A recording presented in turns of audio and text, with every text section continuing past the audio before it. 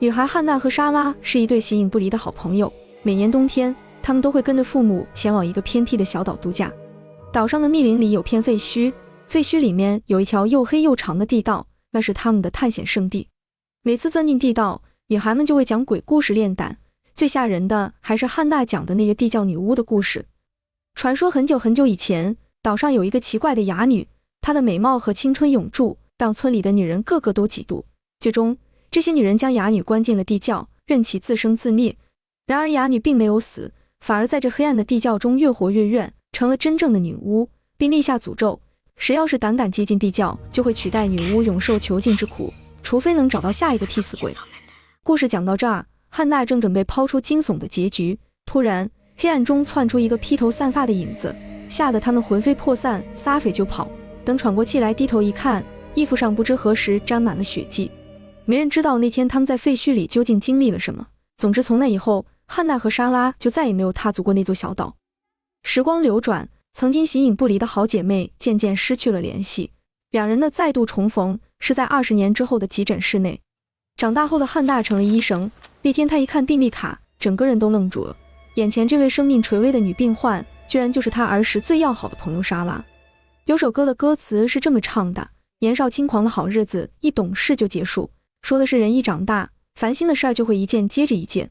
汉娜和莎拉也不例外，久别重逢的兴奋劲儿刚过，两人就开始倾诉起各自的烦恼。自从父母去世后，莎拉的生活就彻底乱了套，开始整晚的失眠，昨晚多吃了几片安眠药，差点和这个世界说再见。汉娜的情况也没好到哪儿去，她嫁人了，有个可爱的女儿，可最近她发现老公搭上了别的女人，原本幸福的婚姻瞬间变得支离破碎。莎拉提议干脆来一趟说走就走的旅行，回小时候常去的那座小岛逛逛，将所有不痛快都抛在脑后。汉娜也正有此意，两人一拍即合，第二天一早就开车直奔码头，再乘船渡过大海，终于回到了那座记忆中的小岛。穿过林间小路，就到了以前度假时住的别墅，阔别20年，屋内的布置几乎没变，仿佛时光在这里停住了脚步。温馨的回忆很快就被打断，有个面无表情的男人突然出现在门口，把汉娜吓得够呛。莎拉说这人叫奈特，是岛上的护林人，在这工作好些年了，还纳闷汉娜为何不认识他。汉娜使劲搜索记忆，却一点印象也没有，这也不奇怪，毕竟当时年纪小，很多事都记不清了。傍晚时分，汉娜带着女儿去附近的渔民家买鱼，老板娘一眼就认出她来，亲切地管她叫小汉娜。可汉娜又像是得了失忆症一般，对这人没有丝毫印象，心中开始有些困惑。走出门口时，汉娜下意识地回头，正好看到渔民家2楼窗户上有个小女孩正直勾勾地盯着她看。汉娜被盯得心里发毛，转身时和一个冒失的男人撞了个满怀，聊了几句，得知男人叫马库斯，是老板娘的儿子。那天晚上，汉娜和莎拉窝在房间里，听着老唱片，翻着小时候的相册，再度沉浸在儿时的回忆里。汉娜注意到相册里除了莎拉，还有一个总是和她一起合影的女孩，但她怎么也想不起这人是谁。转头问莎拉，莎拉愣了一下，惊讶地说这女孩是玛利亚，汉娜以前最要好的朋友，关系好到连她都要吃醋。可无论汉娜怎么努力想，就是想不起来自己小时候有这么一个叫玛利亚的好朋友。晚饭过后，汉娜一个人跑到外头抽烟，长得像坏人的护林人奈特突然出现，压低声音警告她赶紧滚蛋，否则将大祸临头。还没等汉娜细问，奈特就消失在了黑暗中，刚好莎拉拿着红酒走了出来。汉娜赶紧把事情跟莎拉说了，问这岛上是不是有什么危险。莎拉的脸上闪过一丝不自然，说奈特这人整天神神叨叨，他的话可不能当真。当晚，汉娜睡得很不踏实，醒来时已经是日上三竿，床头还多了张儿童涂鸦。本以为是女儿的杰作，可女儿却蹦蹦跳跳跑过来说，这可不是她画的。汉娜也没太在意，吃过早饭就带着女儿又去了鱼店，因为昨天买鱼的时候，女儿的布娃娃不小心落在了那。老板娘不在前台，汉娜就顺着楼梯上了2楼，来到一个贴满儿童涂鸦的房间，风格和早上床头那张特别像。床上摆着条红色水晶手链，汉娜顺手拿起来，脑子里突然有了画面。她终于想起来，那个叫玛利亚的女孩是鱼店老板娘的女儿，这手链是玛利亚送给她的礼物。当时年纪小，两人还搞了个歃血为盟的仪式，发誓要让友谊长存。鱼店老板娘突然出现，场面有些尴尬，毕竟汉娜随便闯进人家卧室，还拿着人家东西。老板娘并不在意，说这手链本来就是汉娜的，现在是物归原主。从鱼店出来，汉娜按照约定和莎拉一起坐马库斯的渔船出海，这正好是打听八卦的好机会。马库斯说玛利亚小时候就失了踪，应该是死了，有不少人怀疑是护林人奈特干的，不过这都是猜测，没证据。汉娜听完有些心神不宁，晚上睡不着，想喝点东西，听到地下室里有动静，下去逛了一圈，黑漆漆的，什么人也没有。恍惚间，汉娜看到出口处站着个小女孩，有点像记忆中的玛利亚，啪的一声把门给锁上。耳边突然响起小时候给莎拉讲女巫故事的声音，汉娜吓得连喊救命。好在莎拉很快就听到动静，打开了地下室的门。这是活见鬼了吗？汉娜越想越害怕，赶紧问莎拉，小时候最后的那次废墟探险到底发生了什么？那段记忆她一直很模糊，可直觉告诉她，这件事可能和玛利亚的死有关。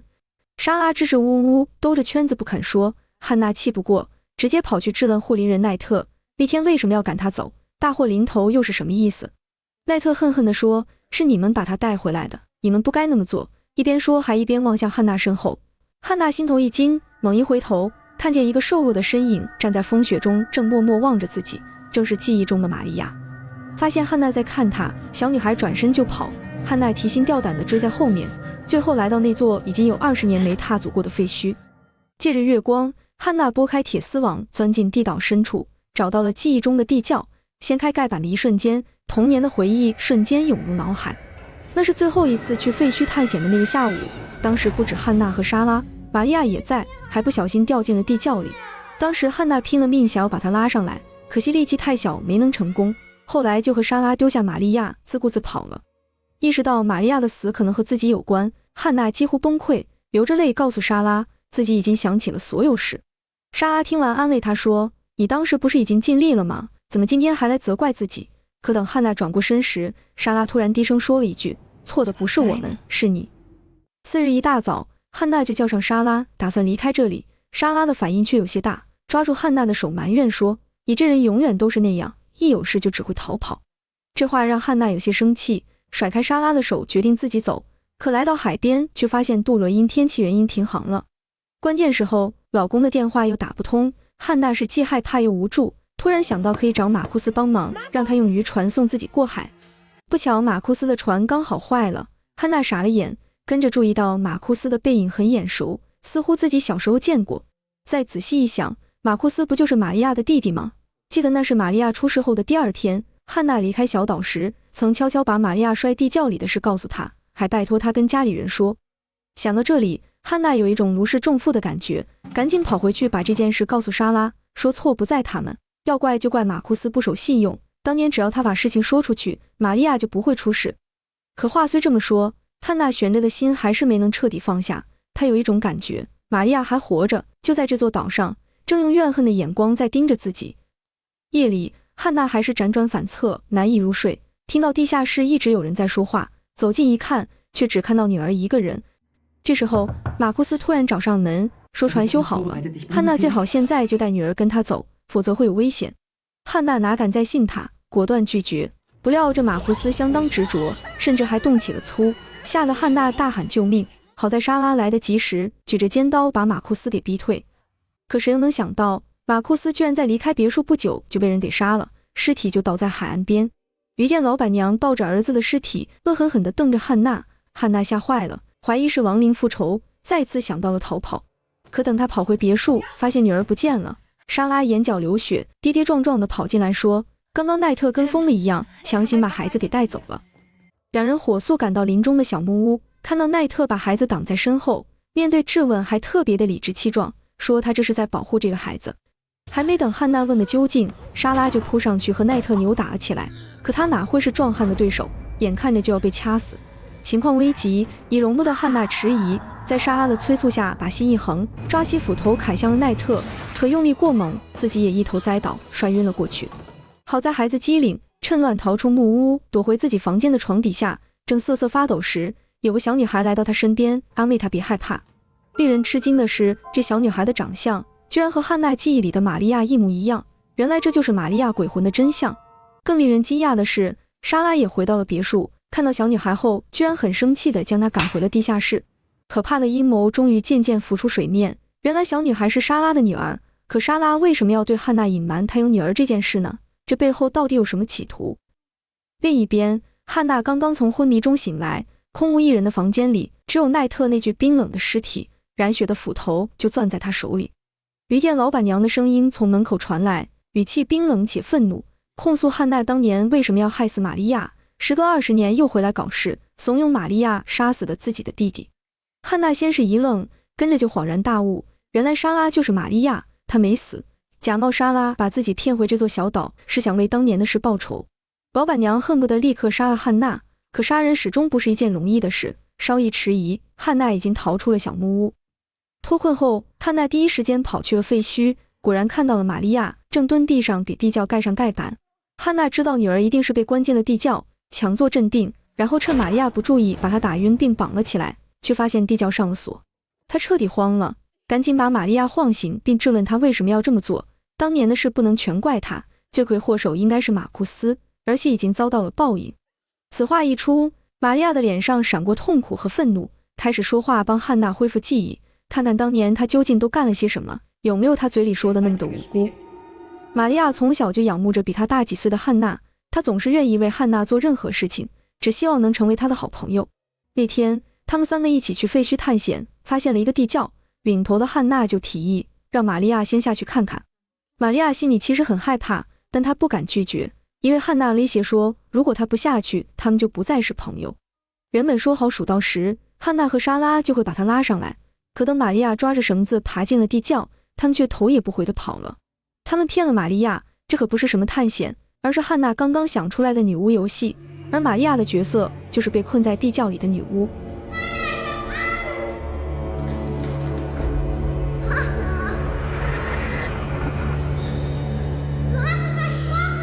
那么深的地窖，别说是几岁大的孩童，就算是成年人也不可能不借助外力自己爬上去。玛利亚哭得嗓子都哑了，可这么隐蔽的地方根本就不会有人经过。直到天黑，汉娜和莎拉在外头玩够了，才想起来要拉玛利亚上来。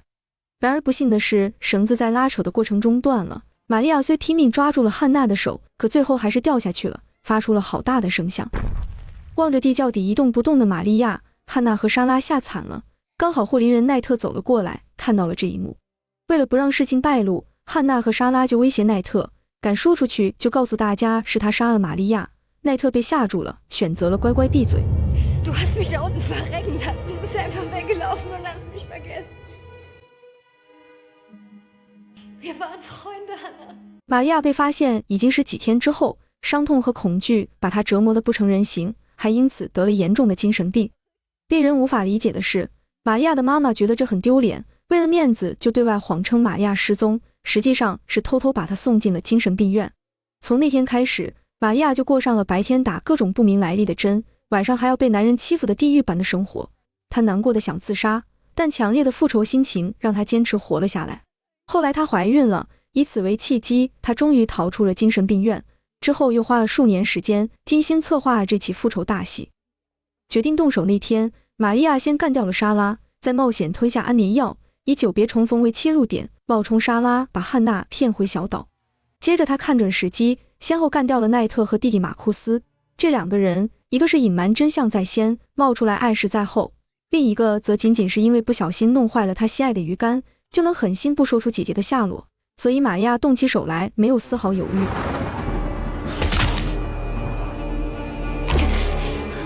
听完玛利亚的控诉，汉娜终于意识到自己究竟干了件多么可怕的事。她哭着跟玛利亚道歉，说自己知道错了，可孩子是无辜的，希望玛利亚能放过她。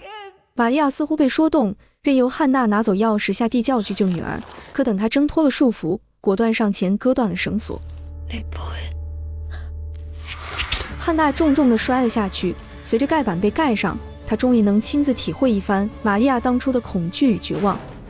再次醒来，汉娜发现自己躺在病床上，老公陪在病床旁，告诉她噩梦已经过去，女儿也安然无恙。可接下来的话，汉娜就听不懂了。老公质问她为什么杀人，还给女儿吃了安眠药，带到那种地窖，是不是疯了？更令汉娜感到无语的是，玛利亚也来了，还在继续冒充莎拉。听老公的语气，她还成了自己的救命恩人。汉娜大惊失色，赶紧说那人不是莎拉，她是玛利亚，是杀人凶手。可老公却摇了摇头，一脸无奈地带着女儿走了。这到底是怎么回事？汉娜简直要疯了。玛利亚笑着说，没错，你是疯了，就和我当初被救上来的时候一样。跟着他告诉汉娜，20年前由汉娜亲手开启的女巫游戏还没结束，不过这次轮到汉娜当女巫，至于游戏什么时候会停，就得看汉娜运气好不好，找到下一个倒霉蛋来当新的替代品。说完这些，玛利亚就轻飘飘走了，留下汉娜在那边声嘶力竭地咆哮着。可谁又会理会一个疯子的胡言乱语呢？故事的最后，玛利亚顺利地融入了汉娜的家庭，并成功取而代之，因为本质上汉娜的老公就是个花心的人。不过汉娜的女儿画画的时候把玛利亚的脸给涂黑了，或许在孩子幼小的心灵里已经感受到了这个家里面那微妙而可怕的变化。本片的片名叫做不准忘了我，也翻译成遗忘，用这么一个充满惊悚与悬疑的故事，探讨了记忆与遗忘的复杂关系。有些时候，遗忘是大脑的一种自我保护机制，用来应对那些无法承受的强烈冲击，但更多的时候，部分记忆之所以被遗忘，是因为在当事人看来，那些事件不过是生活中微不足道的小插曲，不值得过多关注或记住，随着岁月流逝便渐渐淡出了脑海。可他们却忘了，你眼中的微不足道或许是别人一生的苦难，一旦这些记忆重新翻涌，带来的可能就是无尽的灾难。就像汉娜曾经以为忘却了的童年往事，最后成了致命的诅咒，这到底是命运的捉弄，还是人性的恶果呢？好了，本期视频到这里就结束了，感谢您的耐心观看。如果你喜欢我的视频，别忘了点个赞支持一下哦，我们下期再见。